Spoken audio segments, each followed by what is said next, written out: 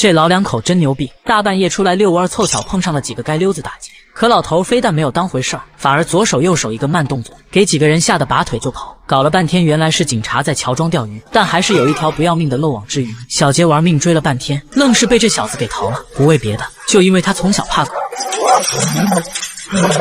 好在另外3個人被抓回了警局。原來出事的街道这個月已經連續發生10幾起搶劫了，全是他們這夥幫派成員幹的。可這3個人的嘴出奇的硬，無論小杰怎麼問，他們都不肯老實交代。We ain't know nothing about no robberies, right? No. Nice act, Schlinger. That's it right there. We was just a lookout. We weren't looking to hurt nobody. I'm happy to hear you guys say that. And so we get off then, right?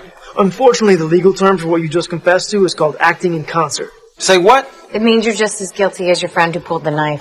Oh my God.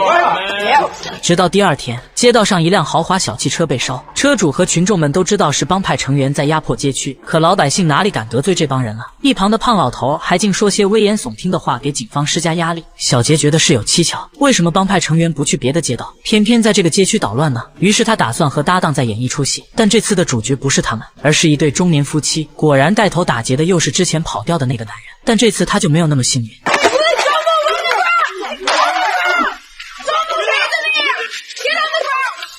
你小子不是特能跑嗎？起來跑給我看看呀！按理說這夥人怎麼着也得判個3年5年的，可小杰想知道他們幕後的黑手，作為條件可以讓他們在牢裡只蹲1年，還可能是緩刑，似乎聽起來很誘人呀。但男人也有些小聰明，他覺得自己犯的事兒最多會被判幾個月，也許換成其他警察會束手無策。但小杰可是上過法學課的，聽說過企業貪污嗎？就是你重複相同手法犯罪多次，至少要在裡面待上5年。男人覺得小杰是在危言聳聽，你一個條子還上過法學課，跟我這兒吹什麼牛啊？直到小杰拿出了哈佛大學全國校友聯盟的身份，這不就尷尬了嗎？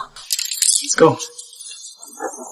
於是男人只好老老實實的配合警方將幕後指使者約出來見面。搞了半天，原來是這個胖老頭指使的，他的目的是讓幫派成員頻繁出現在街區打劫擾亂治安，只要附近的居民搬走一戶，男人就能得到豐厚的報酬，而他則會低價收走房子，從中大賺一筆。這樣一舉兩得的買賣還真不賴呀。可咱就說你這都一把年紀了，賺那麼多錢給誰花呀？最後還不是落個蹲大牢的下場。關注巨石，明天接着講。